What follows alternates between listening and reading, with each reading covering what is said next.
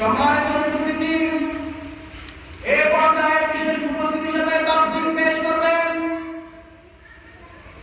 পূর্ব শিরু আলী আকবর জামিয়া মসজিদের সম্মানিত খতিব সুমধুর কণ্ঠস্বর হযরত মাওলানা ইজাজুল ইসলাম সাহেব, হযরত মাওলানা কারিম ইজাজুল ইসলাম সাহেব। আমি হযরতকে ওনার মূল্যবান বক্তব্য পেশ করার জন্য বিশেষভাবে অনুরোধ করছি।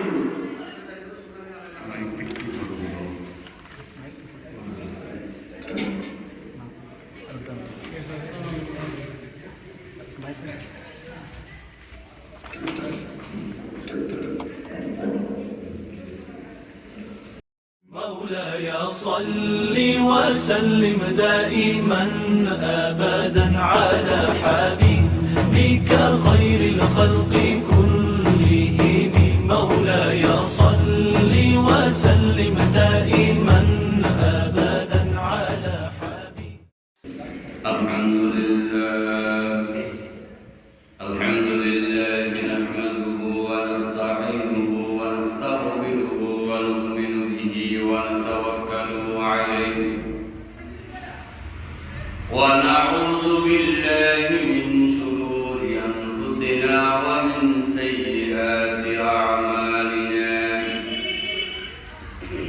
من يهده الله فلا مضل له ومن يضلل فلا هادي له.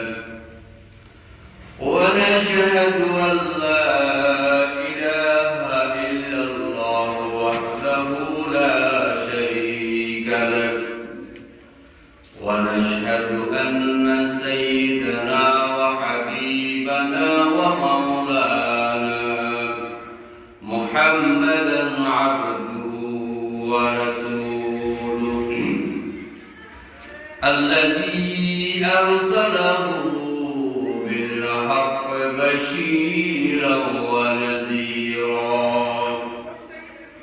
وداعيا إلى الله بإذنه وسراجا منيرا. فقد قال الله تعالى في كلامه المجيد وفرقانه الحميد. أعوذ بالله من الشيطان الرجيم. بسم الله الرحمن الرحيم. إن الله وملائكته يصلون على النبي يا أيها الذين آمنوا صلوا عليه وسلموا تسليما. اللهم صل على سيدنا مولانا محمد وعلى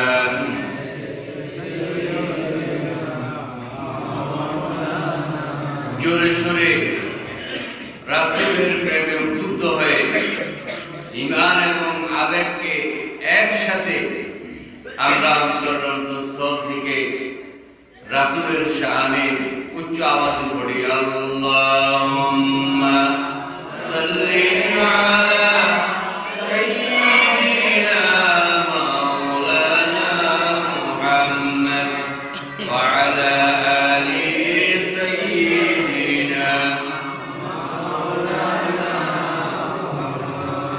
মাটির বাড়ি মাটির ঘর মাটি হবে বিছানা এলাম একা যাবো একা সঙ্গে কেহ যাবে না। আল্লাহুম্মা সাল্লি আলা মাওলানা মুহাম্মদ ওয়া আলা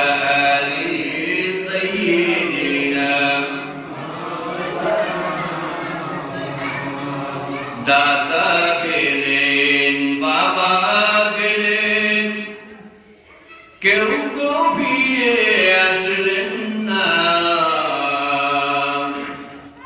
এমনি ভাবে যেতে হবে কেন রে মন বোঝো না। আল্লাহুম্মা সাল্লি আলা মাওলানা মুহাম্মদ ওয়া আলা আলি সাইয়্যিদিনা بلغ العلا بكماله كشف الدجى بجماله حسنت جميع خصاله صلوا عليه مشرق حب محمد مطلع ديوان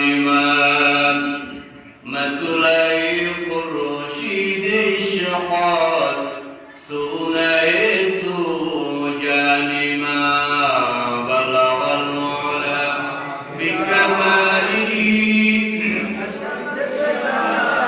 بجماله حسنت جمیع خصاله محمد سيد القولين والثقلين والفريقين من عرب ومن عجم بلغ العلا بكماله بجماله حسنت جميع خصاله আরবের বুকে মক্কার পরে আমিনার যেথায় ঘর খোদার করুণা কাউসার হয় ঝরসে বারংবার বালাগাল মোলা বিকামালি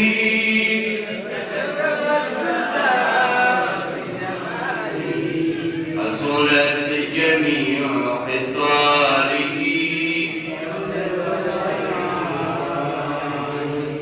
আলহামদুলিল্লাহ। নজির দক্ষিণ হরিপুর নজরুদ্দিন ফরায়েজি জামে মসজিদ কর্তৃক আয়োজিত বিশালে তাফসীরুল কুরআন মাহফিলের রওনক বক্স সভাপতি, এই মসজিদ পরিচালনা কমিটির সম্মানিত সভাপতি জনাব ইউসুফ আলী ফাটোয়ারি মুকাদ্দম সাহেব, অত্র মসজিদের সম্মানিত খতিব সাহেব যিনি বাদে আসর গুরুত্বপূর্ণ বয়ান করেছেন, হযরতুল আল্লামা হাফেজ মাওলানা আমানুল্লাহ সাহেব, বিশেষ করে এই মসজিদের প্রথম তাফসীরুল কুরআন মাহফিলের সম্মানিত প্রধান মুফাসসির বিশিষ্ট ইসলামী চিন্তাবিদ, বিশিষ্ট গবেষক হযরত মাওলানা মাহমুদুর রহমান দিলওয়ার সাহেব, বিশেষ মুফাসসির হযরত মাওলানা ওয়াহিদুল্লাহ সাহেব, অত্র মসজিদের প্রাক্তন ইমাম এবং খতিব আমার শ্রদ্ধেয় উস্তাদ মাওলানা আব্দুল আউয়াল সাহেব, আমার বাবার বয়সী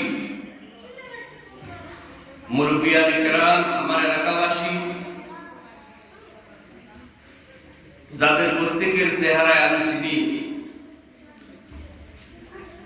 অনেকে উপস্থিত হয়েছেন।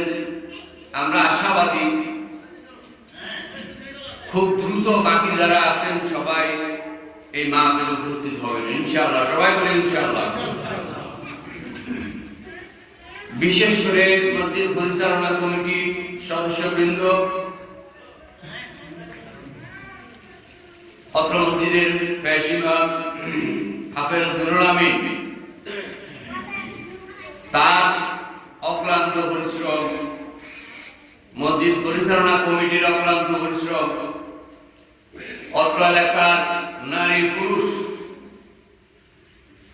সকল স্তরের মানুষের সার্বিক সহযোগিতায় আয়োজিত আজকের এই তাফসীরুল কোরআন মাহফিলে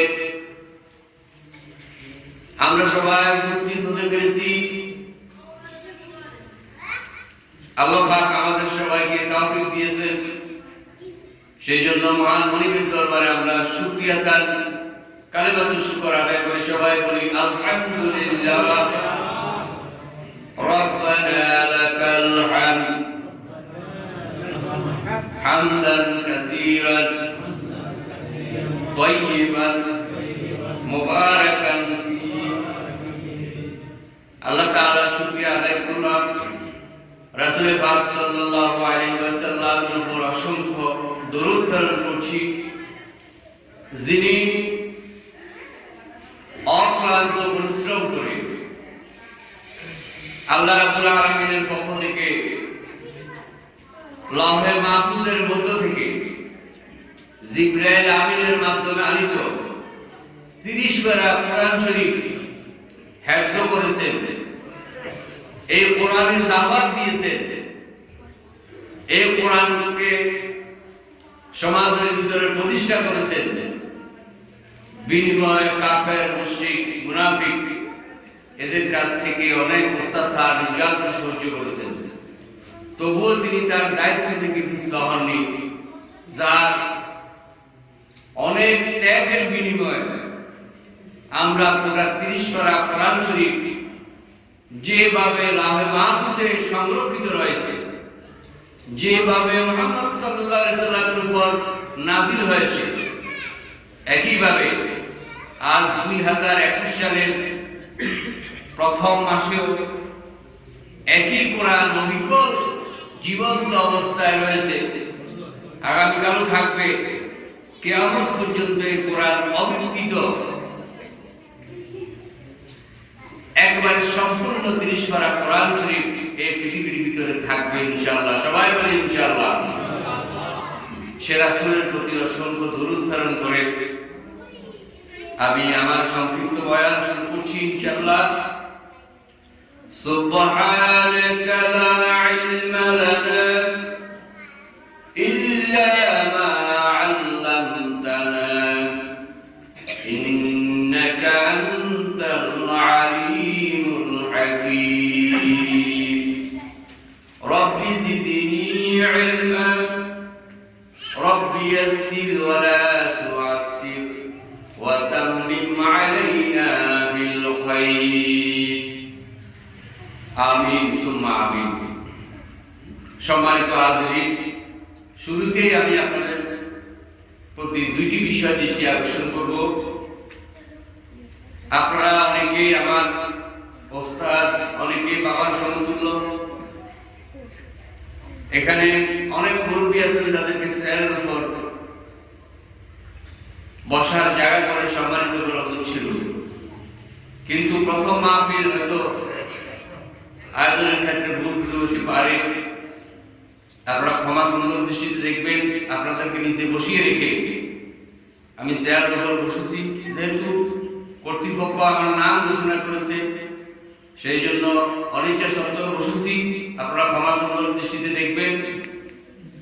আর এই বিষয়টিকে যদি আমরা পজিটিভলি চিন্তা করি, তাহলে আমরা বুঝবো আল্লাহর ঘরের ভিতরে চেয়ারের উপর বসাটাই এক ধরনের অহংকার মনোভাব, অহংকারের অবস্থা প্রকাশ পায়। যে বান্দা সবচেয়ে বেশি নিরহংকার হবে, আল্লাহর সামনে কপাল ডলে ডলে সেজদার ভিতরে আমরা প্রমাণ করতে চাই, আল্লাহ আমি তোমার গোলাম, আমার কোনো অহংকার নাই।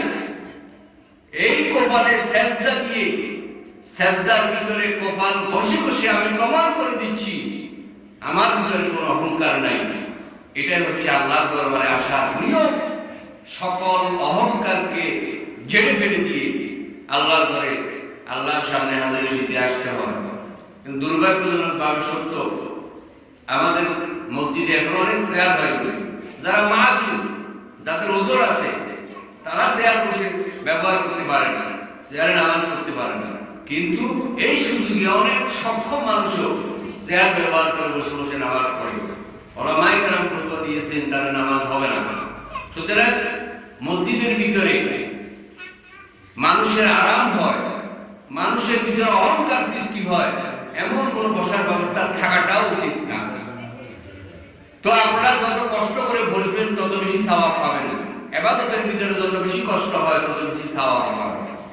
আল্লাহ তাআলা আমাদেরকে কষ্ট করে শেষ পর্যন্ত থাকার তৌফিক দিন, সবাই বলি আমিন। দ্বিতীয় কথা হচ্ছে, যারা এখানে বসবেন, এখানে ভলান্টিয়ার যারা, স্বেচ্ছাসেবক যারা, তারা অ্যালার্ট থাকবেন। কোন শিশু কিশোর যাতে আওয়াজ করতে না পারে, দৌড়াদৌড়ি করতে না পারে, বাইরে যাওয়া, ভিতরে আসা, বিনা কারণে দৌড়াদৌড়ি করা, এগুলো মাহফিলের বক্তা এবং শ্রোতাদের খুব ক্ষতি হয়। স্বেচ্ছাসেবক যারা আছেন আমি তাদের দৃষ্টি আকর্ষণ করছি, মসজিদের ভিতরে একদম আপনারা থাকেন যাতে কোনো রকমের অসুবিধা না হয়। এরপর আরেকটি কথা বলে আমি আমার আলোচনা শুরু করবো ইনশাআল্লাহ। এই তাফসীরুল কোরআন মাহফিলে আমরা উপস্থিত হয়েছি। এই মসজিদ আমার জীবনের স্মৃতি বহন করে, আমার সমাজের, আমার এলাকার এই মসজিদ। ছোটবেলায় আমরা এখানে নামাজ পড়েছি, জুমার নামাজ পড়েছি, ঈদের নামাজ পড়েছি। সুতরাং এই মসজিদ, এখানে আমি কোনো মেহমান নই, আমি গৃহস্থ, আমি এই এলাকার সন্তান। আমার বড় হওয়া থেকে এই পর্যন্ত সবকিছু আপনারা জানেন। আমার এমন কোনো যোগ্যতা নেই যে যোগ্যতা বলে ওয়াজ করে, বয়ান করে, কথা বলে আপনাদেরকে সন্তুষ্ট করতে পারবো না। তবুও আল্লাহর দয়া কামনা করে শুরু করবো ইনশাআল্লাহ। আজকে আমি বিশেষভাবে অনুরোধ করব, এই মসজিদের এই মাহফিলে এই পর্যায়ে আরো অনেক মুসল্লি থাকার কথা, অনেক শ্রোতা থাকার কথা। আমরা অনেকেই গুরুত্ব বুঝি না, এই কারণে এখন অনুপস্থিত রয়েছি। আমি অনুরোধ করবো, যারা বাইরে আছেন, দোকানে আছেন, রাস্তাঘাটে আছেন, বাসা বাড়িতে আছেন, আপনারা সবাই এই মাহফিলে শরীক হয়ে যান।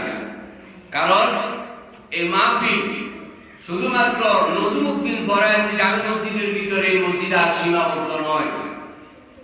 এই পৃথিবীর ভিতরে, পূর্ব সিলুয়ার ভিতরে, হরিপুরের ভিতরে যদি আপনারা জান্নাতের বাগান দেখতে চান, জান্নাত দেখতে চান, তাহলে এই মাহফিলের ভিতরে চলে আসুন।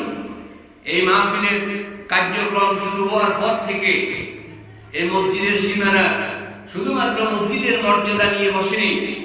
এই মসজিদের এলাকা, মাহফিলের এলাকা আল্লাহর জান্নাতে পরিণত হয়েছে। বলেন সুবহানাল্লাহ।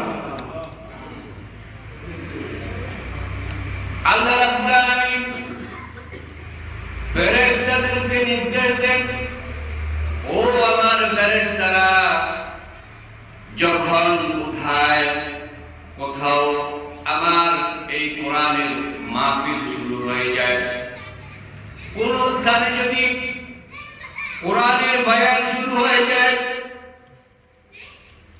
আল্লাহ রাব্বুল আলামিন ফেরেশতাদেরকে নির্দেশ প্রদান করেন, ও আমার ফেরেশতারা,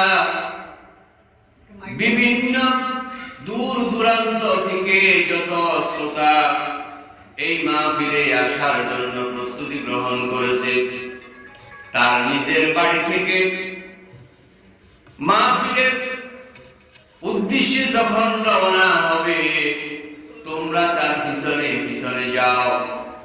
বাড়ি থেকে মাহফিল পর্যন্ত যত কদম দিবে আমার বান্দা, প্রত্যেক কদমের বিনিময়ে 10 করে নেকি তার আমলনামার ভিতরে লিখে দাও। এক সময় বান্দা মাহফিলে উপস্থিত হয়ে যায়, আল্লাহ রাব্বুল আলামিন ফেরেশতারা আল্লাহ তাআলাকে প্রশ্ন করেন, আল্লাহ রাব্বুল আলামিন আপনার বান্দা বাড়ি থেকে রওনা দেওয়ার পর মাহফিলে বসা পর্যন্ত প্রত্যেক কদমের বিনিময় 10 করে নেকি তার আমলনামার ভিতরে লিখেছি। আপনার বান্দা তো মাহফিলের ভিতরে বসে গেছে, এখন আমরা কি করব? আল্লাহ তাআলা বলেন, ও আমার ফেরেশতারা, আমার এই বান্দা নিশ্চয় আমার কোরআনকে ভালোবাসে, কোরআনের প্রতি মহব্বত রয়েছে, কোরআনকে ভালোবাসার মাধ্যমে সে প্রমাণ করে সেই কোরআনের মালিক, কোরআনের রচয়িতা আমি আল্লাহ রাব্বুল আলামিনকে সে ভালোবাসে। সুতরাং মাহফিলে বসা, মাহফিল শেষ করা, মাহফিল শোনা, যতক্ষণ পর্যন্ত আমার বান্দা এই মাহফিলের ভিতরে বসা থাকবে, যত শ্বাস গ্রহণ করবে আর শ্বাস ফেলে দিবে, প্রত্যেক শ্বাস গ্রহণ আর ফেলে দেওয়ার মাধ্যমে আমার বান্দার আমলনামার ভিতরে তোমরা লিখে লিখতে থাকো। যত নিঃশ্বাস আমরা গ্রহণ করব, প্রত্যেক নিঃশ্বাসের বিনিময় আমাদের আমলনামার ভিতরে লিখে দিতে হবে। যত শ্বাস গ্রহণ করব, প্রত্যেক শ্বাসের বিনিময় আমলনামার ভিতরে নেকি লিখা হবে। মাহফিল যখন শুরু হয়ে যায়, ফেরেশতারা চতুর্দিকে কর্ডন করে ফেলেন। একজন ফেরেশতা, তার সাথে আরেকজন ফেরেশতা, তার সাথে আরেকজন ফেরেশতা, এইভাবে মাহফিলের প্যান্ডেল, মাহফিলের স্থান যতটুকু ততটুকু আল্লাহর ফেরেশতা, রহমতের ফেরেশতারা কর্ডন করে ফেলেন। যে এলাকা ফেরেশতারা ঘেরাও দিয়ে থাকেন, ওই এলাকা, ওই মাহফিলস্থল, দুনিয়ার সাধারণ কোনো জমিন থাকে না। আল্লাহ রাব্বুল আলামিন মাহফিল শেষ না হওয়া পর্যন্ত স্থানকে জান্নাতের বাগান হিসাবে ঘোষণা করেন। এটা হলো রাউজাতুম মিন রিয়াজিল জান্নাহ, সুবহানাল্লাহ। এই জান্নাতের ভিতরে, এই মাহফিলের ভিতরে আল্লাহর কোন বান্দা যদি মৃত্যুবরণ করে, আল্লাহ রাব্বুল আলামিনের কাছে সে শহীদের মর্যাদা পাবে। এই মাহফিলে আসার সময় কোন বান্দা যদি মৃত্যুবরণ করে, সে শহীদের মর্যাদা পাবে। এই মাহফিল থেকে যাওয়ার পথে দুর্ঘটনায় কোন বান্দা যদি মারা যায়, আল্লাহ তাআলা দয়া করে তাকে শহীদের মর্যাদা দিয়ে দিবেন। করেন আমিন। সুতরাং যারা এখনো বাসা বাড়িতে আছেন, তাদের সবাইকে আমি অনুরোধ করব মাহফিলে চলে আসার জন্য। আল্লাহ তাআলা তৌফিক দান করুন, সবাই বলি আমিন। সম্মানিত হাজিরিন, ভূমিকাতে আমি এতটুকু বলবো, আজকে আমার আলোচনার বিষয় হলো আল কোরআনের মর্যাদা এবং ঈমানদার মুমিন মুসলমানদের প্রতি কোরআনের অধিকার, কোরআনের হক, কোরআনের দাবি। আমরা মুসলমান, আমরা কোরআনের বাহক, আমরা কোরআনের অনুসারী, আমরা আশাবাদী কিয়ামতের ময়দানে যেসব বিষয়ে মানুষের জন্য, মুমিনদের জন্য সুপারিশ করবে, তার মধ্যে অন্যতম হলো আল্লাহর কোরআন, কোরআন মাজিদ। মসজিদ কিয়ামতের দিন সুপারিশ করবে, রোজা সুপারিশ করবে, নেক সন্তান, বড় আলেম সুপারিশ করবে, রাসূল সাল্লাল্লাহু আলাইহি ওয়াসাল্লাম সুপারিশ করবেন। তার মধ্যে অন্যতম এই সুপারিশের ভিতরে সবচেয়ে কার্যকর সুপারিশ হলো রাসূলুল্লাহ সাল্লাল্লাহু আলাইহি ওয়াসাল্লামের সুপারিশ।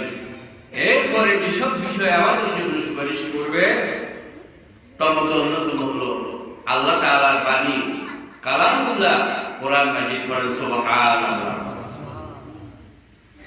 আবার বিপরীত দিকে কোরআন মাজিদ কিয়ামতের দিন কাফের, মুশরিক, মুনাফিক নয়, মুসলমানদের বিরুদ্ধে মামলা দায়ের করবে। পড়েন নাউযুবিল্লাহি মিন যালিক। কিয়ামতের দিন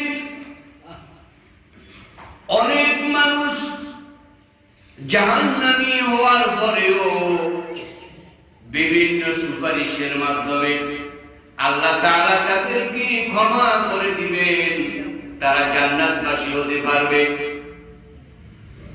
তার মধ্যে অন্যতম হলো এই কোরআন মাজিদ।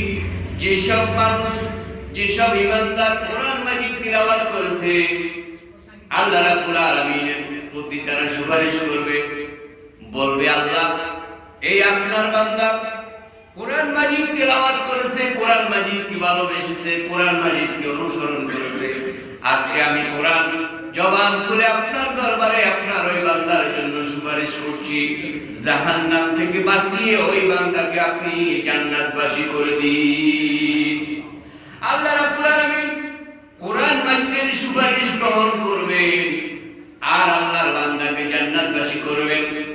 এটা হলো সুসংবাদ। এই আশা নিয়েই আমরা বসে আছি, কিন্তু আমরা জানি না কিয়ামতের দিন এমন অনেক মুমিন, এমন অনেক মুসলমান, এমন অনেক ইমানদার রয়েছে, তারা জান্নাতে যাওয়ার সম্ভব যদি হয়, জান্নাতে যাওয়ার উপযুক্ত হয় আমল করে, কিন্তু কোরআন মাজিদ জান্নাতে যাওয়ার ক্ষেত্রে তাদের জন্য বাধা হয়ে দাঁড়াবে। কোরআন মাজিদ একটি মামলা দায়ের করবে, ওই মামলার আর্গুমেন্ট, ওই মামলার বিবরণ কোরআন মাজিদে আল্লাহ তাআলা উল্লেখ করেছেন সূরা আল ফুরকান 30 নম্বর আয়াত।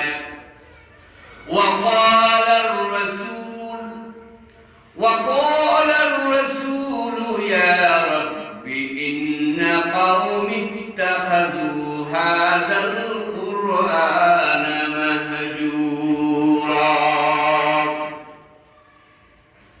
কোরআন মাজিদ মুসলমানদের বিরুদ্ধে, মুমিন বান্দা বান্দীদের বিরুদ্ধে যে মামলা করবে, সেই মামলার বিবরণে বলা হবে। আল্লাহ রাসূল আল্লাহ রাব্বুল আলামিন কি বলবেন, আল্লাহ আমার এই বান্দাদের বিরুদ্ধে, আপনার এই বান্দা আমার এই উম্মতদের বিরুদ্ধে আমি এই মামলা দায়ের করলাম এই জন্য যে তারা এই কোরআন মাজিদকে তাকে উপর রেখে রিজেক্টেড হিসাবে ঘোষণা করে দিয়েছিল। বলেন নাউযুবিল্লাহ। রিজেক্টেড মানে পরিত্যক্ত। যে বাড়িতে মানুষ থাকে না, 1 বছর 2 বছর পর্যন্ত তালা দেওয়া, তারা খোলার সাথে সাথে গৃহস্থ দেখবে সেই বাড়ির ভিতরে সাপ বিচ্ছু পোকামাকড়ে বাসা বেঁধেছে। অনুরূপভাবে যেই কোরআনের জন্য আল্লাহর নবী কোরআনের দাওয়াত দেওয়ার জন্য কাফের মুশরিকদের নির্যাতন সহ্য করেছেন, উহুদের ময়দানে দান মোবারক শহীদ করেছেন, রক্ত দিয়েছেন, হত্যার ষড়যন্ত্র করা হয়েছে, আল্লাহ রাব্বুল আলামিনের নির্দেশে বাঁচার জন্য তিনি মদিনায় হিজরত করলেন। এত কষ্ট স্বীকার করে যে কোরআন আল্লাহর নবী দ্বীনকে প্রচার করলেন, কোরআনের মাধ্যমে এই কোরআনকে প্রতিষ্ঠা করলেন, এই কোরআনকে কায়েম করলেন, সেই নবীর উম্মত হয়ে এই কোরআনকে আলমিরার উপর, তাকের উপর রেখে দিয়েছি। 1 বছর 2 বছর পর্যন্ত ঘরের ভিতরে তালা বদ্ধ থাকলে ঘরের যে অবস্থা হয়, আলমিরার উপর কোরআন শরীফ রয়েছে, কোরআন শরীফের উপর ধুলাবালি এমন অবস্থা হয়েছে। বলেন নাউযুবিল্লাহ। এই ধরনের উম্মত যারা, তাদের বিরুদ্ধে আল্লাহর নবী মামলা দায়ের করবেন। বিষয়টা কি? কোরআন মাজিদকে ভালো না বাসা, কোরআন মাজিদকে অনুসরণ না করা, কোরআন মাজিদকে, কোরআন মাজিদের দাওয়াত না দেওয়ার কারণে, অর্থাৎ কোরআন মাজিদের যে হকগুলো আমাদের উপর রয়েছে, সে হকগুলো যথাযথভাবে আদায় না করার কারণে।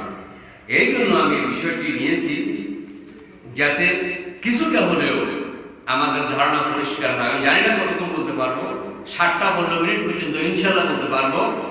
বিষয়টা অনেক লম্বা। আমি তো কোরআন মাজিদের ছাত্র হওয়ার যোগ্যতা নাই আমার। আমি কোরআন মাজিদের মর্যাদা কিভাবে তুলে ধরবো? এই কোরআন মাজিদের মর্যাদা তুলে ধরা, রাসূলুল্লাহ সাল্লাল্লাহু আলাইহি ওয়াসাল্লামের শান বর্ণনা করা, আল্লাহ তাআলার ইজ্জত বর্ণনা করা কোনো মানুষের পক্ষে সম্ভব নয়। তবু আমরা চেষ্টা করব আমাদের সামর্থ্য অনুযায়ী বলার জন্য, সামর্থ্য অনুযায়ী শুনে আমল করার জন্য। আল্লাহ তাআলা কবুল করুন, সবাই বলি আমিন। সম্মানিত হাজিরিন, কোরআন মাজিদের পরিচয়, কোরআন মাজিদ হলো পৃথিবীর ভিতরে এমন এক গ্রন্থ যে গ্রন্থের চাইতে বেশি পড়া হয়েছে এমন কোন গ্রন্থ এই পৃথিবীর ভিতরে নাই। কোরআন মাজিদের নামের ভিতরে সেটা প্রমাণ পায়। কোরআন এই শব্দটা মূল অক্ষর হলো কাফ কফ র হামজা, মাদ্দা বলা হয় মূল অক্ষর কারউন। এটার অর্থ হলো সবচেয়ে বেশি পঠিত গ্রন্থ। হিসাব করে দেখা গেছে এই পৃথিবীর ভিতরে মানুষের তৈরি যত গ্রন্থ আছে, আল্লাহ রাব্বুল আলামিনের নাযিলকৃত তাওরাত, জাবুর, ইনজিল সহ যত আসমানি গ্রন্থ আছে, সবচাইতে বেশি পঠিত হয়েছে মহাগ্রন্থ আল কোরআন। সবচেয়ে বেশি পঠিত হবে মহাগ্রন্থ আল কোরআন। সুবহানাল্লাহ। তাহলে কোরআন নামের দিক দিয়ে সার্থক। এই পৃথিবীর ভিতরে সবচেয়ে পঠিত গ্রন্থের নাম হচ্ছে কোরআন। এটা হচ্ছে শাব্দিক অর্থ। আর পারিভাষিক অর্থ হলো আল্লাহ রাব্বুল আলামিন পৃথিবীতে মানুষকে প্রেরণ করেছেন আর মানুষকে হেদায়েতের রাস্তা দেখিয়েছেন। হেদায়েতের রাস্তা দেখানো যে বাণী, যে বিধিবিধান, এটার নাম হলো মহাগ্রন্থ আল কোরআন। যুগে যুগে আল্লাহ রাব্বুল আলামিন শুধুমাত্র কোরআন নাযিল করেননি, প্রত্যেক নবীর উপর, প্রত্যেক জাতির উপর নবী প্রেরণ করেছেন। নবীদের উপর, রাসূলদের উপর আসমানি কিতাব নাযিল করেছেন। আল্লাহ রাব্বুল আলামিন বলেন, ওয়ালাকাদ বা'আসনা ফি কুল্লি উম্মাতির রাসূলা আন ই'বুদুল্লাহা ওয়াজতানিবুত তাগুত। এই পৃথিবীর ভিতরে প্রত্যেক জাতি, প্রত্যেক কওম, প্রত্যেক জনপদের জন্য আমি নবী এবং রাসূল নির্বাচন করেছি। আর নবী রাসূলগণ যাতে মানুষকে সঠিক পথ দেখাতে পারেন, সেই জন্য আদিম থেকে লাহে মাহফুজ থেকে আমি কিতাব নাযিল করেছি। সেই কিতাবটি নবী রাসূলগণ মানুষকে দাওয়াত দিয়েছেন, আল্লাহ একমাত্র আল্লাহ তাআলার ইবাদত করো, ওয়াজতানিবুত তাগুত, তাগুতকে অস্বীকার করো। তাগুত হলো আল্লাহর মর্যাদা পেতে চায়, আল্লাহর মতো উপাসনা পেতে চায়।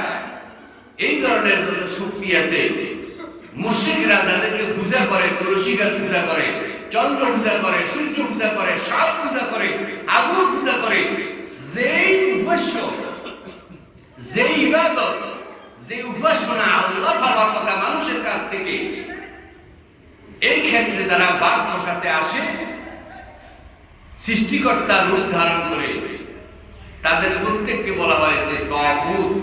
নবী রাসূলগণ মানুষকে এক আল্লাহর দিকে দাওয়াত দিয়েছেন আর তাগুতকে বর্জন করার শিক্ষা দিয়েছেন।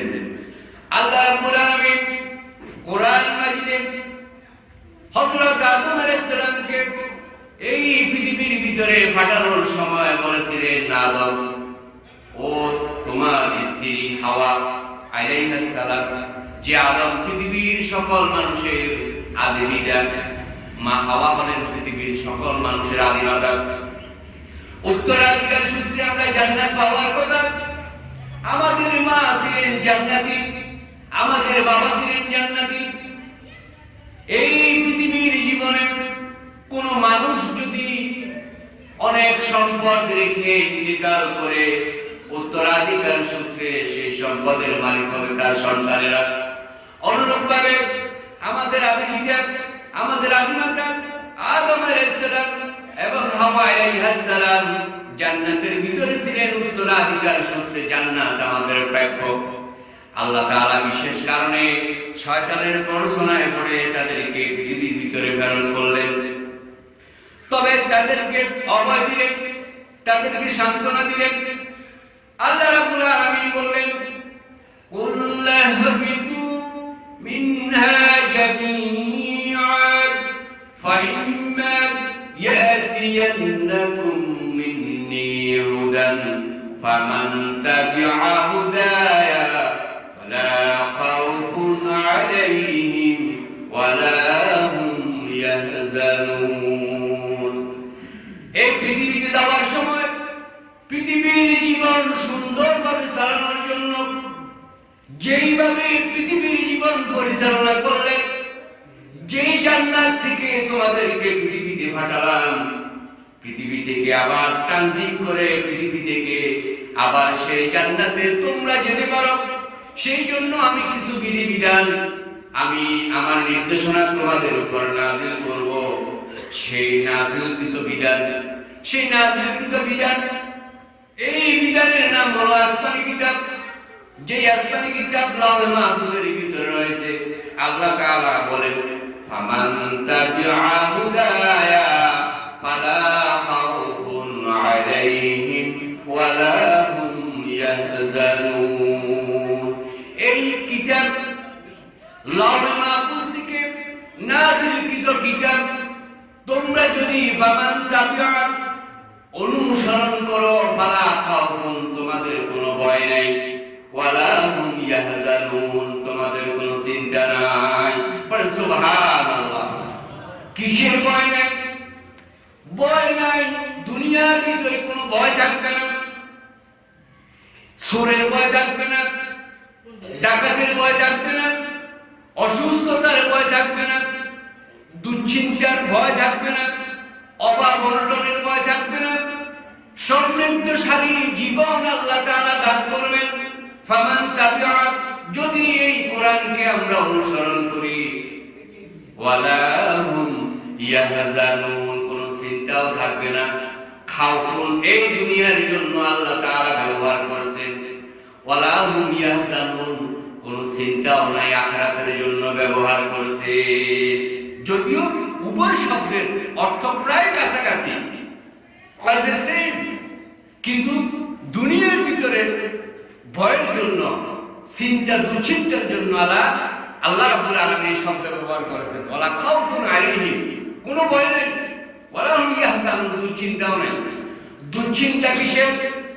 কিয়ামতের দিন, যেই দিন মানুষের মাথার এক হাত উপরে সূর্য চলে আসবে, যেই দিন একদিন হবে দুনিয়ার 50,000-এর সমান, 50,000 বছরের সমান। মানুষ বেহুশ হয়ে যাবে। যেদিকে ফল দেখে সেদিকে মানুষ দৌড়াবে।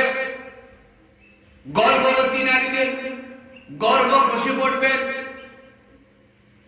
ওই ধরনের মায়েরা টের পাবে না তাদের গর্ভের ভিতরে, পেটের ভিতরে আর সন্তান নাই।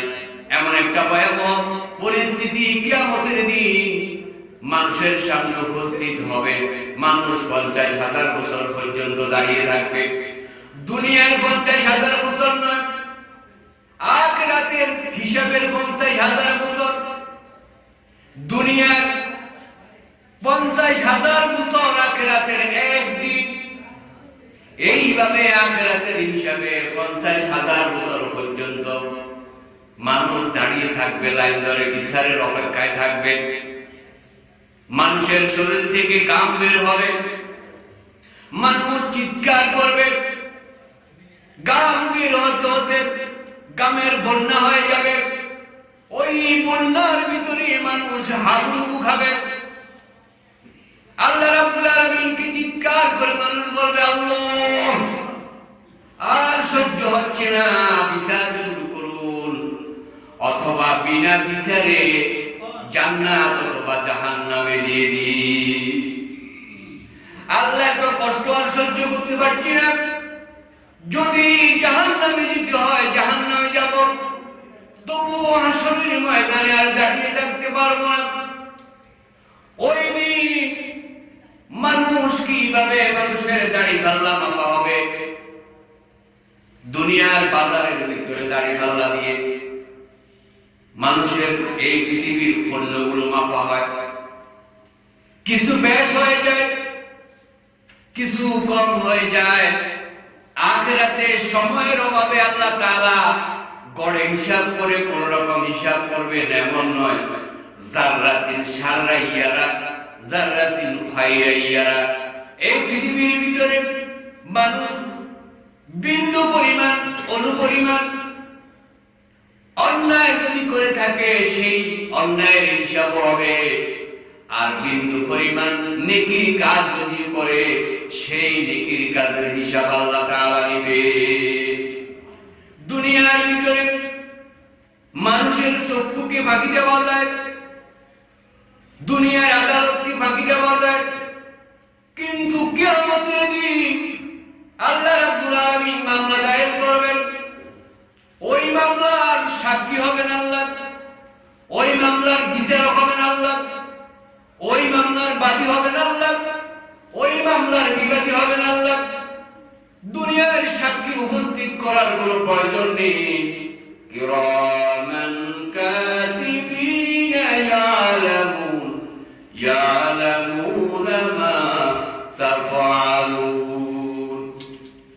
মানুষ জন্ম থেকে মৃত্যু পর্যন্ত দিনে করেছে, রাতে করেছে, প্রকাশ্যে করেছে, গোপনে করেছে, এমন সকল পাপ, এমন সকল নেকির কাজ সবকিছু কিরামান কাতিবিন কাদের ভিতরে বসে বসে লিখছে।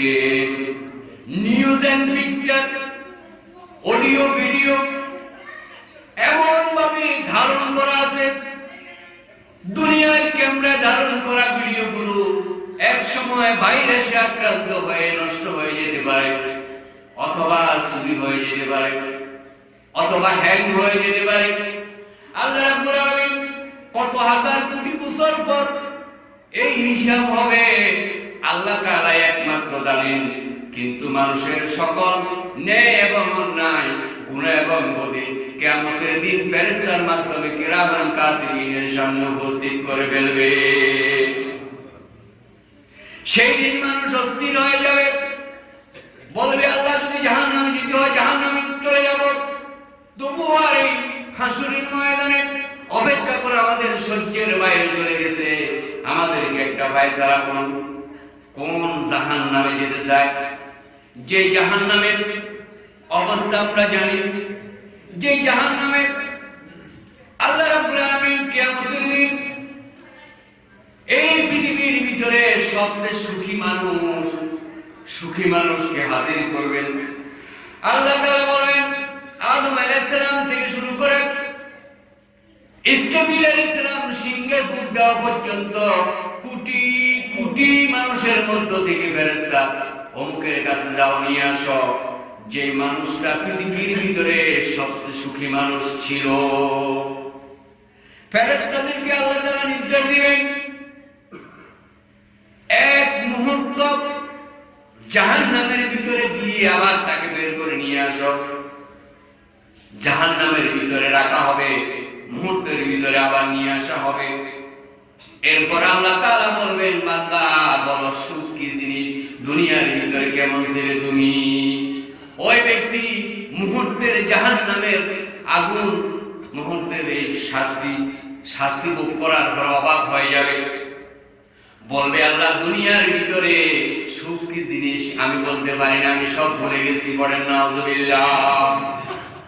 এত সুখের মানুষ সামান্য মুহূর্তের জাহান্নামের আগুনের বাতাস গায়ে লাগার পর দুনিয়ার তার রাজা বাদশা বলি, বালাখানা বলি, তার সকল সুখের কথা সে ভুলে গেছে।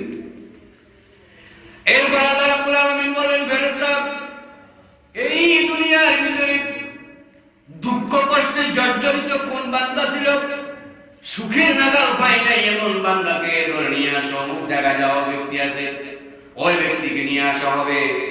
তারপর বলবে জান্নাতে একটু রেখে মুহূর্তের ভিতরে আবার বের করে ফেলো, তাকেও সেরকম করা হবে।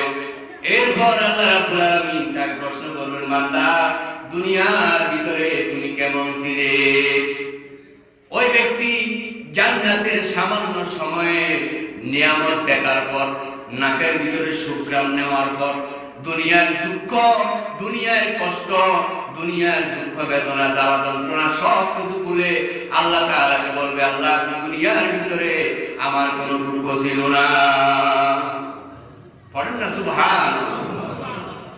এমন একটা সময় কোরআন মাজিদ আপনার সামনে উপস্থিত হবে, কোনো ভয় নাই, কোরআন মাজিদ দাঁড়িয়ে যাবে, সুপারিশ করবে।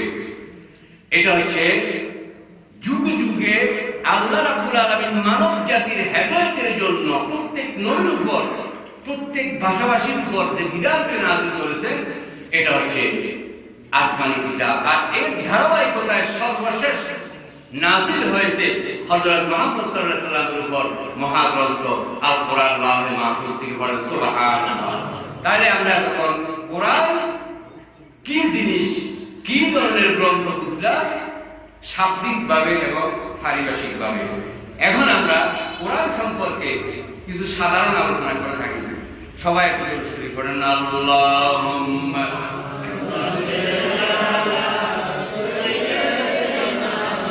মাওলানা মুহাম্মদ ওয়া আলা আলি সাইয়্যিদিনা মাওলানা মুহাম্মদ। সম্মানিত হাজিরিন, বিষয়টা অনেক লম্বা। কোরআন মাজিদ সম্পর্কে আমাদের এতটুকু জ্ঞান থাকা দরকার।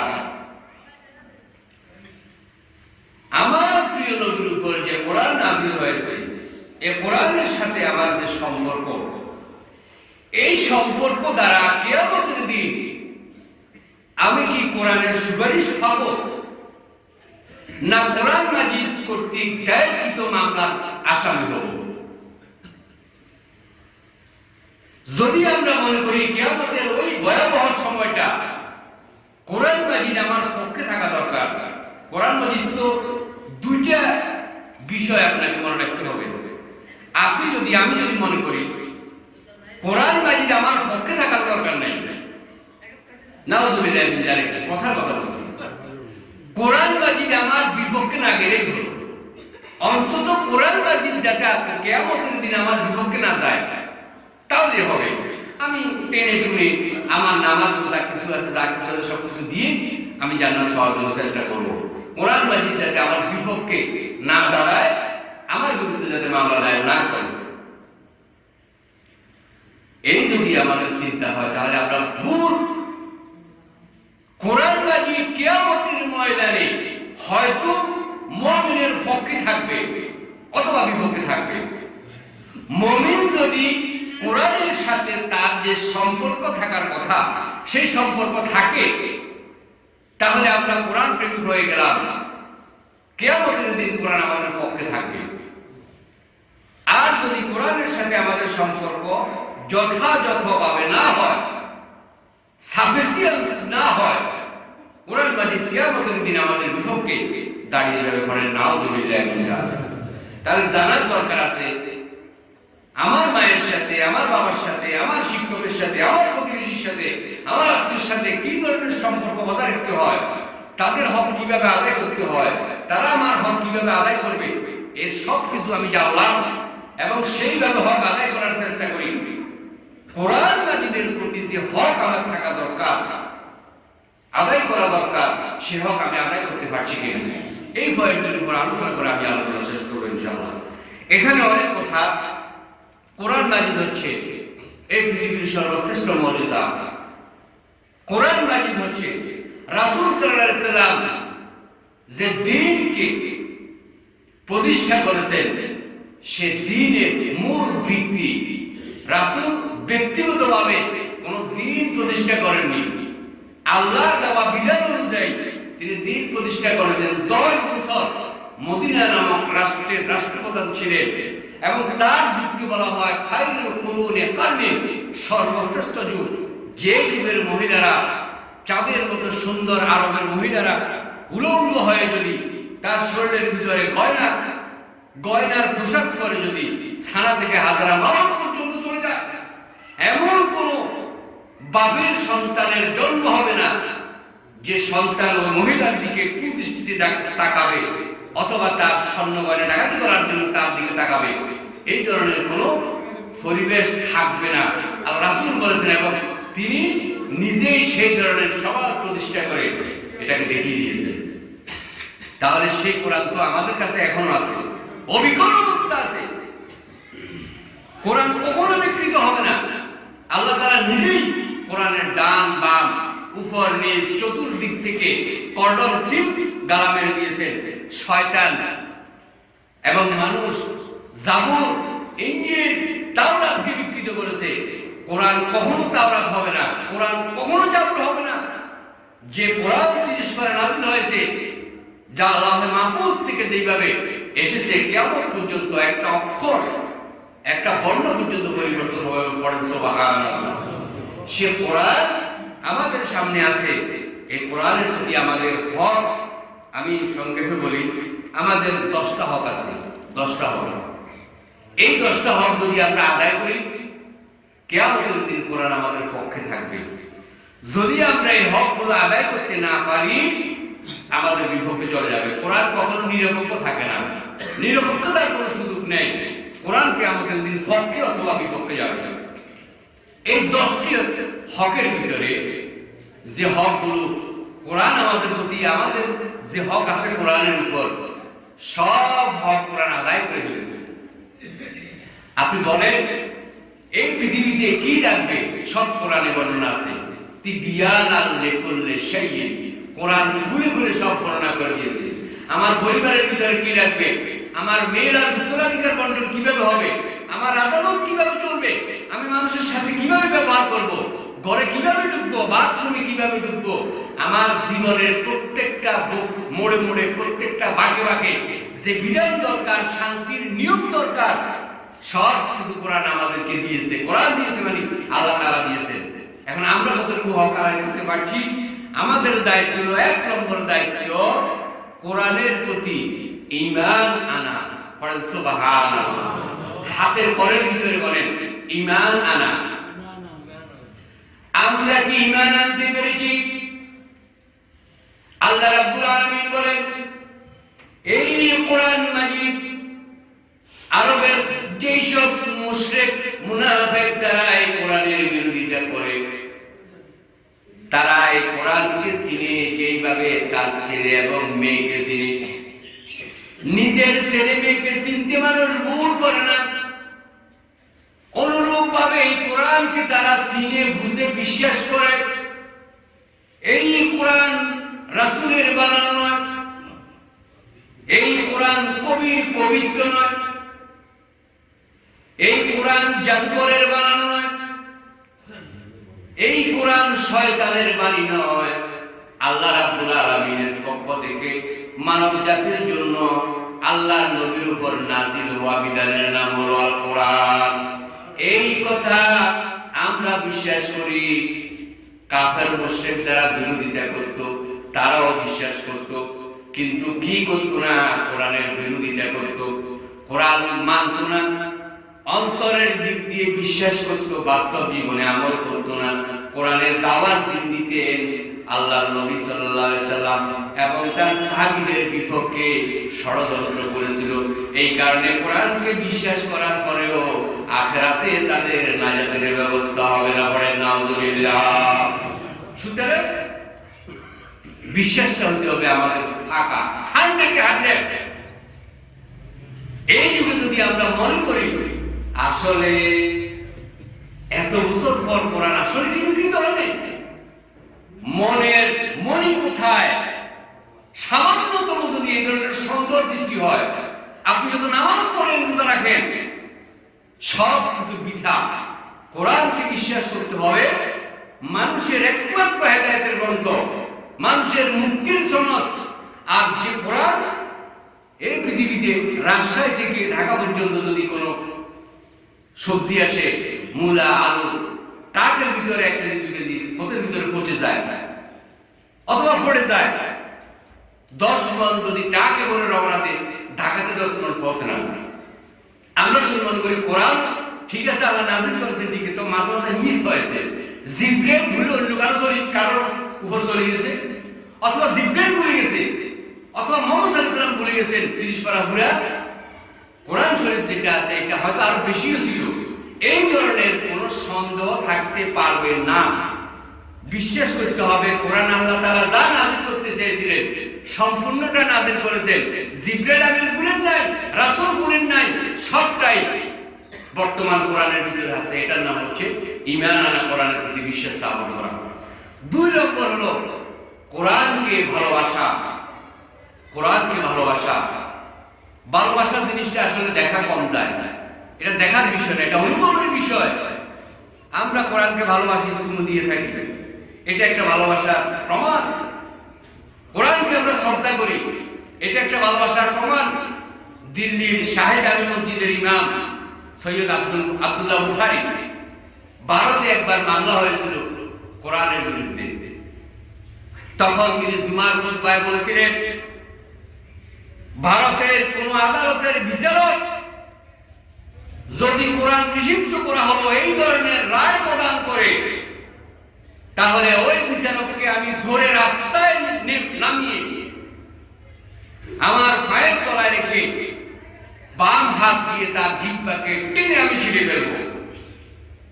এত বড় কথা, তার অন্তরের ভিতরে যদি কোরআনের মহব্বত না থাকতো, এত রিস্ক নিয়ে এই ধরনের কথা বলতে পারতেন না। তো আমরা কোরআনকে ভালোবাসি। কিছুদিন আগে নরওয়েতে কোরআন দিয়ে ফুটবল খেলা হয়েছে, পরে নাউযুবিল্লাহি মিন যালিক। অসংখ্য মানুষ দেখেছে কোরআনকে ভালোবাসার স্তর সবাই সমান নয়। অনেক মুসলমান সেখানে ছিল, তারা বলেছে যে আমি কি করব, হয়তো মনে মনে ধারণা করেছে। কিন্তু এমন একজন যুবক হঠাৎ করে বাহির থেকে দৌড় দিয়ে এসে যারা এই কোরআন দিয়ে ফুটবল খেলছে তাদের উপর ঝাঁপিয়ে পড়ল। তাহলে বুঝে গেল সব মুসলমানের ভালোবাসার চেতনা একরকম নয়। কোরআনের প্রতি আমাদের ভালোবাসা থাকবে সর্বোচ্চ। পড়েন সুবহানাল্লাহ। 2 নম্বর হলো, 3 নম্বর হলো অনুসরণ করা। ঈমানের ভিতরে যদি ঘাটতি থাকে, কিয়ামতের দিন কোরআনের মামলার আসামি হয়ে যাবেন। ভালোবাসার ভিতরে যদি ঘাটতি থাকে একই অবস্থা হবে। অনুসরণ করার ক্ষেত্রে যদি ঘাটতি থাকে একই অবস্থা হবে। এরপর 4 নম্বর হলো তিলাওয়াত করা। কোরআন কি করা? তিলাওয়াত করা। 5 নম্বর হলো অধ্যয়ন করা, তাফসীর করা। 6 নম্বর হলো কোরআনকে প্রতিষ্ঠা করা, কোরআনকে এস্টাবলিশ করা। 7 নম্বর হলো কোরআনকে গবেষণা করা। সূরা কালামের 3 জায়গায় আল্লাহ তাআলা বলেছেন যে আমি যে কোরআন নাযিল করেছি তোমরা এই কোরআনকে কি করো? গবেষণা করো। মুসলমানরা গবেষণা কম করে, অমুসলিমগণ গবেষণা করে করে আজ অনেক উপরে চলে গেছে। তো গবেষণা করা কোরআনের একটা হক। তারপর রয়েছে কোরআনের দায়ী যারা, কোরআনের ফাঁকি যারা, কোরআনের প্রচারকারী যারা, তাদেরকে ভালোবাসা, তাদেরকে সহযোগিতা করা, তাদেরকে সমর্থন করা। তারপরে রয়েছে 8 নম্বর কোরআনকে মুখস্থ করা, কোরআনকে হেফজ করা। পড়েন সুবহানাল্লাহ। 9 নম্বর দায়িত্ব হলো কোরআনের কোন ক্ষেত্রে বিরোধিতা না করা।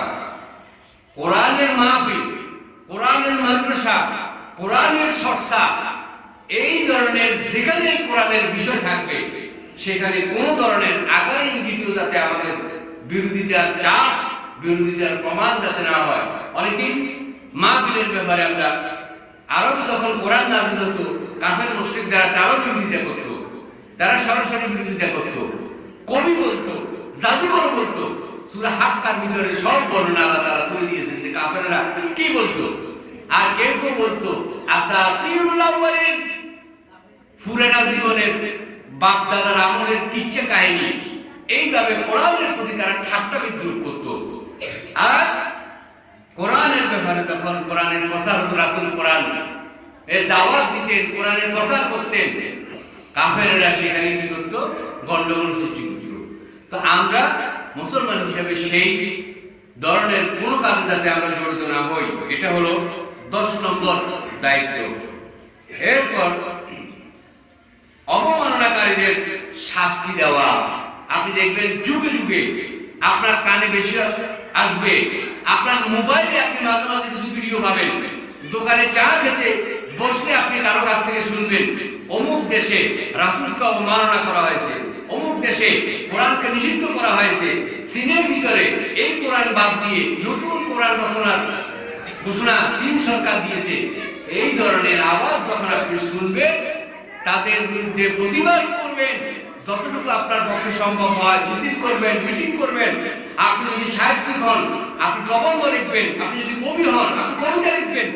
এইভাবে কোরআনের অবমাননা যেখানে হবে, ঈমানের দাবি হলো নিজের সামর্থ্য অনুযায়ী সেখানে এর প্রতিবাদ করা। এরপর কোরআন নিজে শিক্ষা এবং অন্যদেরকে শিখানো। এটা শুধুমাত্র দায়িত্ব নয়, খায়রুকুম মান তাআল্লামাল কুরআনা ওয়া আল্লামা, ওই ব্যক্তি উত্তম ব্যক্তি যে ব্যক্তি কোরআন নিজে শিখে এবং অন্যদেরকে কোরআন শিখায়। এটা হলো আমাদের দায়িত্ব। 12 নম্বর হলো কোরআনের প্রচার করা, কোরআনকে মানুষের সামনে তুলে ধরা। আজকে কোরআনের যে ডাক্তার জাকির নায়েক, এই কোরআনের দাওয়াত দেওয়ার কারণে তার কত সুখের জীবন। ভারত সরকার প্রস্তাব দিয়েছে কাশ্মীরিদের স্বাধীনতার পক্ষে কথা বলা যাবে না, তাহলে তুমি ভারতের ভিতরে থাকো। তিনি এটা রাজি হলেন না। তিনি তার দায়িত্ব পালন করবেন, তিনি কোরআনের কথাগুলো তুলে ধরবেন এত আকর্ষণীয় ভাবে, এত এফেক্টিভলি মানুষের সামনে কোরআনের প্রচার করেন। ভারতে কোটি কোটি হিন্দু মুসলমান হয়ে যাওয়ার আশঙ্কা আছে আগামী 10 বছরের ভিতরে। মুসলমান থাকবেই না।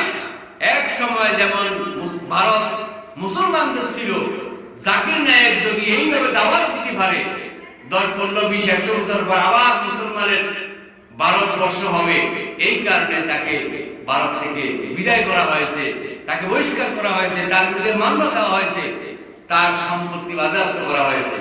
সুতরাং এই ধরনের অবস্থা যখন হবে, আমাদের ইমানের দাবি অনুযায়ী আমরা কি করব? এটার প্রতিবাদ করব। আর আমাদের যখন আমরা প্রচার করব, তখনও যদি কেউ বিরোধিতা করে, প্রচার বন্ধ না করে, আমাদের এই প্রচারের দায়িত্ব অব্যাহত রাখা। তার নিচে আপনারা বুঝতেছেন, কিয়ামতের দিন কোরআনের সুপারিশ পাওয়ার জন্য, কোরআনের মামলার আসামি থেকে বাঁচার জন্য আমাদের যে দায়িত্বগুলো, ঈমান আনা, কোরআনকে ভালোবাসা, কোরআনকে অনুসরণ করা, কোরআনকে তিলাওয়াত করা, কোরআনকে অধ্যয়ন করা, তাফসীর করা, তাফসীর পড়া, কোরআনকে, কোরআনের রাজকে প্রতিষ্ঠা করা, অর্থাৎ এই কোরআনের বিধিবিধান জাতীয়ভাবে প্রতিষ্ঠার জন্য চেষ্টা করা। তারপর কোরআনের দায়ী যারা আছে, মুবাল্লিগ যারা আছে, কোরআনের প্রচার করে, এক দেশ থেকে আরেক দেশে যায়, ওয়াজ মাহফিল করে, তাফসীর করে, তাদেরকে সহযোগিতা করা, তাদেরকে ভালোবাসা, তাদেরকে যতটুকু সম্ভব সহযোগিতা করা। তারপর কোরআন নিয়ে গবেষণা করা, কোরআন এই কথা কেন বললো, এই কথার ভিতরে আমার আর কি ফায়দা থাকতে পারে। আস্তে আস্তে দেখা যাচ্ছে বিজ্ঞানের যত উন্নত হচ্ছে বিজ্ঞান, কোরআনের তত মহত্ব অমুসলিমদের কাছে আরো বেশি আপনার প্রমাণিত হচ্ছে। এরপর কোরআন মুখস্থ করা, হেফজ করা, কোরআনের ইলম অর্জন করা, একজন আলেম হওয়া, আলেম না হলে আলেমের পিতা হওয়া, এটাও যদি সম্ভব না হয়, মা হওয়া, এটাও যদি সম্ভব না হয়, বন্ধু হওয়া, এইভাবে কোরআন এবং কোরআনের বাহক যারা, তাদের সাথে লেগে থাকা, এগুলো হচ্ছে কোরআনের প্রতি আমাদের প্রতি কোরআনের অধিকার। এই অধিকারগুলো আমরা যথাযথভাবে পালন করি কিনা, এখানে সব অধিকার পরিপূর্ণভাবে আদায় করা, আলোচনা করা আমার পক্ষে সম্ভব নয়। সময় যতটুকু আছে আমি সংক্ষিপ্তভাবে শুধুমাত্র কোরআনের প্রতি ঈমানের ব্যাপারে কিছু কথা বলবো আর অনুসরণের ব্যাপারে কিছু কথা বলবো। 1 নম্বর দায়িত্ব হলো কোরআনের প্রতি ঈমান আনা। সবাই বলেন, কোরআনের প্রতি কি করা? ঈমান আনা। এই কোরআন, যেটা আগে বলেছি, কোরআনকে বিশ্বাস করা, এখানে কোনো ঘাটতি থাকতে পারবে না। একটু যদি বেশ কম হয়, ঈমানদারের খাতা থেকে আমাদের নাম, ঈমানদারের তালিকা থেকে আমাদের নাম বাদ যাবে। এর প্রমাণ হলো এই পৃথিবীর ভিতরে সকল আলেম একমত, সকল মতের, সকল গ্রুপের আলেম একমত। কাদিয়ানী যারা আছে, কাদিয়ানী সম্প্রদায়, তারা সবাই অমুসলিম, কাফের। এই ব্যাপারে পৃথিবীর, শুধু বাংলাদেশ নয়, পৃথিবীর কোন আলেমের ভিতরে দ্বিমত নাই। কেন এই অবস্থা হলো? কেন তারা কাফের হলো? কোরআন মাজিদের একটি আয়াতের একটি অংশ, যেখানে আল্লাহ রাব্বুল আলামিন বলেছেন, মা কানা মুহাম্মাদুন আবা আহাদিন মির রিজালিকুম, মা কানা মুহাম্মাদুন আবা আহাদিন মির রিজালিকুম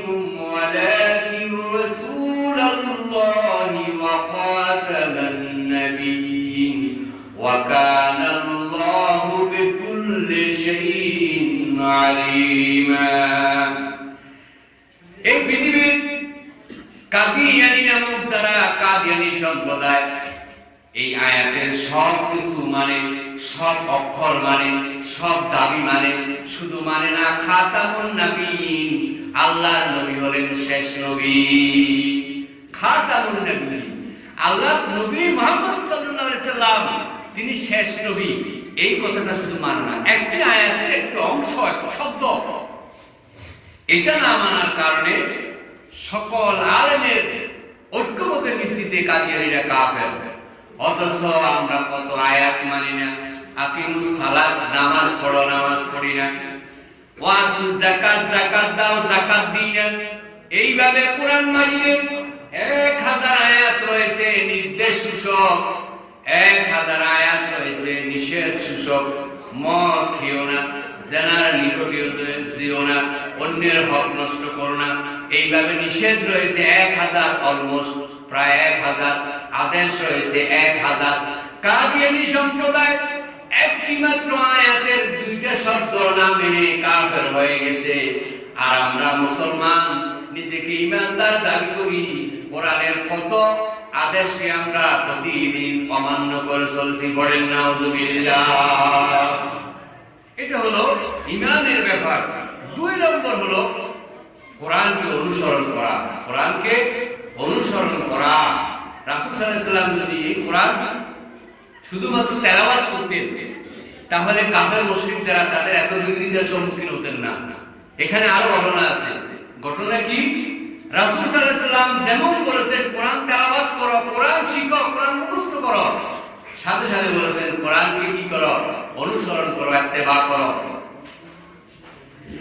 আল্লাহ রাব্বুল আলামিন কোরআন মাজিদের যে আয়াত প্রথমে আমি ভূমিকার ভিতরে আলোচনা করেছিলাম, কুল্লাহবিতু মিনহা জামিআন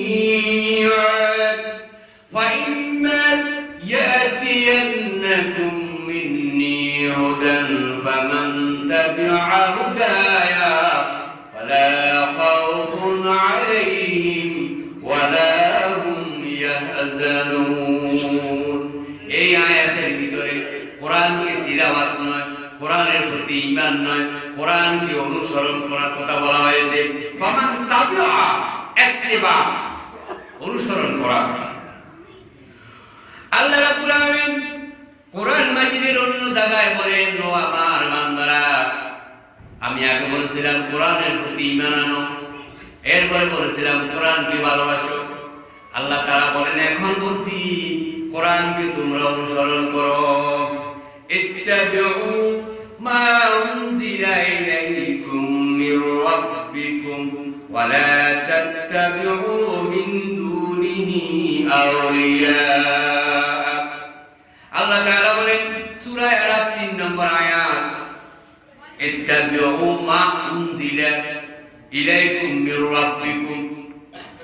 এটা একটা নির্দেশ, ইত্তিবা করো, কোরআনকে অনুসরণ করো। সাহাবায়ে কেরাম রাদিয়াল্লাহু তাআলা আলাইহিম আজমাইন কিভাবে কোরআনকে অনুসরণ করেছেন আপনারা দেখেন। আমাদের ঈমান হতে হবে সাহাবায়ে কেরামের মতো, আমাদের অনুসরণ হতে হবে সাহাবায়ে কেরাম রাদিয়াল্লাহু তাআলা আলাইহিম আজমাইনদের মতো। আল্লাহর নবীর সাহাবীরা এমন সোনার মানুষ ছিলেন, আল্লাহর নবীকে এত ভালোবাসতেন, আল্লাহর বিধান কোরআন মাজিদকে এত ভালোবাসতেন, যখন যে আয়াত যেদিন যে মুহূর্তে নাযিল হতো, ওই আয়াতের শিক্ষা তাদের ব্যক্তিগতভাবে, তাদের পারিবারিকভাবে, তাদের জাতীয়ভাবে অনুসরণ করার জন্য তারা প্রতিযোগিতা আরম্ভ করত। একসময় মদ খাওয়া মুসলমানদের জন্য জায়েজ ছিল। আরবের লোকেরা জায়েজ করেছে, সমাজের লোকেরা জায়েজ করেছে, আল্লাহ তাআলা নিষেধ করেননি। কারণ কোরআনের হিকমত হলো হিকমতের সাথে, কৌশলের সাথে মানুষকে ইসলামের দিকে নিয়ে আসা। যেই ব্যক্তি বছরের পর বছর উত্তরাধিকার সূত্রে মদ খেয়েছে, ওই ব্যক্তিকে যদি একদিনে মদ নিষিদ্ধ করা হয়, তার পক্ষে মেনে নেওয়া অসম্ভব হয়ে যাবে।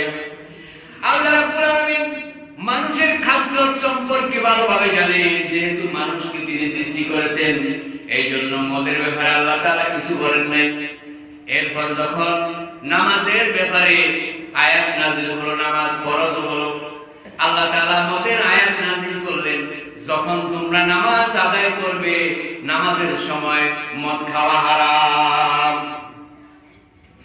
এরপর মদ খাওয়া অবস্থায় নামাজ পড়তে গিয়ে একটা নামাজের ভুল হলো। সাহাবায়ে কেরাম আল্লাহর নবীকে বললেন যে আমরা কি করব? আল্লাহ তাআলা জিবরাইল আলাইহিস সালামকে পাঠিয়ে দিলেন যে চিরদিনের জন্য চূড়ান্তভাবে আমি মদকে নিষিদ্ধ করে দিলাম। পড়ুন সুবহানাল্লাহ। এখন এই আয়াত নাযিল হওয়ার পর আল্লাহর নবী সাহাবীরা কোরআনের নির্দেশকে মানার জন্য এত পাগল ছিলেন, যখন চূড়ান্তভাবে মদ নিষিদ্ধের আয়াত নাযিল হলো আর সাহাবীরা রাস্তা রাস্তায় ঘুরে ঘুরে সবাইকে বলছেন যে মদ হারাম, মদ হারাম করেছেন, মদ হারাম করে আল্লাহ তাআলা আয়াত নাযিল করেছেন। ওই অবস্থায় সাহাবীদের ভিতরে, ওই অবস্থায় যেই সমস্ত মানুষ তাদের মুখের ভিতরে মদ ছিল তারা গুলি করে ফেলে দিল, যাদের পেটের ভিতরে মদ ছিল গলার ভিতরে আঙ্গুল দিয়ে বমি করে মদগুলোকে ফেলে দিল। এমন ভাবে তারা অনুসরণ করেছিলেন। অনুসরণের ব্যাপারে যদি আমাদের ঘাটতি থাকে, এটাও একটা জাহান্নামে যাওয়ার এটা একটা কারণ। যে সমস্ত মানুষের আল্লাহর নবীকে, ইসলামকে অনুসরণ করবে না, কোরআন মাজিদকে অনুসরণ করবে না, কিয়ামতের দিন তাদের জাহান্নামে যাওয়া সহজ হয়ে যাবে, জান্নাতে যাওয়া কঠিন হয়ে যাবে। আল্লাহ তাআলা কোরআন মাজিদে স্পষ্টভাবে বলেছেন, কত সায়েন্টিফিক উদাহরণ দিয়েছেন আল্লাহ তাআলা। দুইটা উদাহরণ দিয়েছেন যে কোরআন যদি কেউ অস্বীকার করে তাহলে তার কি অবস্থা হবে। যে ব্যক্তি কোরআনকে অনুসরণ করবে না, কিয়ামতের দিন ওই ব্যক্তি আল্লাহর জান্নাতে যাওয়া কত কঠিন হবে। আল্লাহ তাআলা বলেছেন, একটা সূচের ছিদ্র দিয়ে উট প্রবেশ করা সম্ভব, এই কোরআনকে অস্বীকার করলে জান্নাতে যাওয়া আল্লাহর বান্দাদের জন্য তার চাইতে অসম্ভব। কথা বুঝেন নাই? আল্লাহর উদাহরণ, আল্লাহর এক্সাম্পল কোথায় আছে? এটা সূরা আরাফের ভিতরে আছে। আল্লাহ তাআলা বলেছেন, একটা সূচের ছিদ্র দিয়ে একটা উট যেতে পারবে, এটা সম্ভব হতে পারে। আসলে কি এটা সম্ভব? সম্ভব নয়। একটা মোটা সূচে যদি একটা ছিদ্র করে, বস্তা মারার বান্দার সূচ যদি একটা ছিদ্র করে, ওই ছিদ্র দিয়ে কি কখনো একটা উট প্রবেশ করতে পারে? পারে না। আল্লাহ রাব্বুল আলামিন বলেন, এটা যদিও সম্ভব হয়, কোন কালেও যদি সম্ভব হয় হতে পারে, কিন্তু কোরআন মাজিদকে যারা অবিশ্বাস করবে, কোরআন মাজিদকে যারা অনুসরণ করবে না, কোরআন মাজিদের যারা বিরোধিতা করবে, কোরআন মাজিদকে যারা মহব্বত করবে না, কিয়ামতের দিন ওই সমস্ত বান্দারা আল্লাহর জান্নাতে যাওয়া সূচের ছিদ্র দিয়ে উট যাওয়া সম্ভব, কিন্তু ওই সমস্ত বেয়াদবেরা আল্লাহর জান্নাতে যাওয়া অসম্ভব। এত বড় কথা আল্লাহ তাআলা বলেন। সুতরাং আমরা সবাই একটু জিকির করেন, সুবহানাল্লাহ ওয়ালহামদুলিল্লাহ ওয়া লা ইলাহা ইল্লাল্লাহ, সুবহানাল্লাহ ওয়ালহামদুলিল্লাহ লা ইলাহা ইল্লাল্লাহ মুহাম্মাদুর রাসূলুল্লাহ সাল্লাল্লাহু আলাইহি ওয়াসাল্লাম। সম্মানিত হাজিরিন, আপনারা দেখছেন আমাদের সময় শেষ, ইশার জামাতের সময় হয়ে গেছে। 8:30টায় 7:30টায় ইশার জামাত হবে, বা জামাত আমরা নামাজ আদায় করব। আমি পর্যায়ে শেষ পর্যায়ে আবারও অনুরোধ করব, আমাদের যে মেহমান আসছেন অত্যন্ত বড় মাপের একজন আলেম দ্বীন, তার সামনে হাজার হাজার মানুষ শ্রোতা হিসেবে থাকে।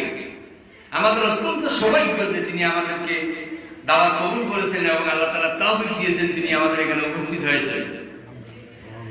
এখন কম শ্রোতা যদি উপস্থিত থাকে তাহলে আমরা তো লজ্জা পাবো, তিনি নিজেও লজ্জা পাবেন, আর এই লজ্জা কিয়ামতের দিন আল্লাহর সামনে জবাব দিতে হবে।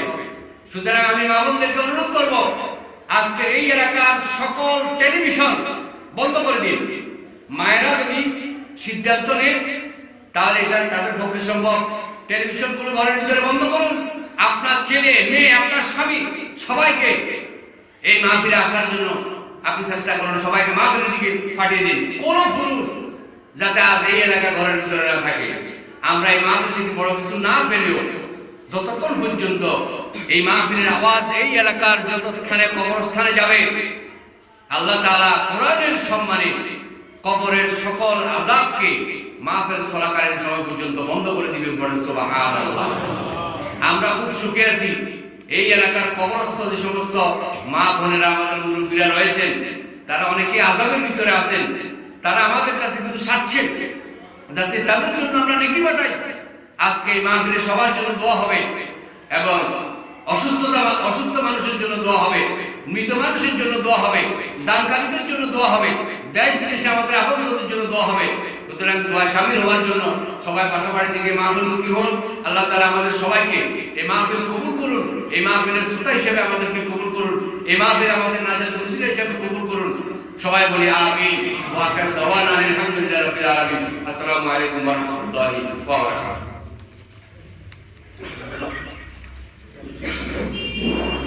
আলহামদুলিল্লাহ, আলহামদুলিল্লাহ। বিশুদ্ধ মুফাসসিরের তাফসীর আমরা শুনেছি।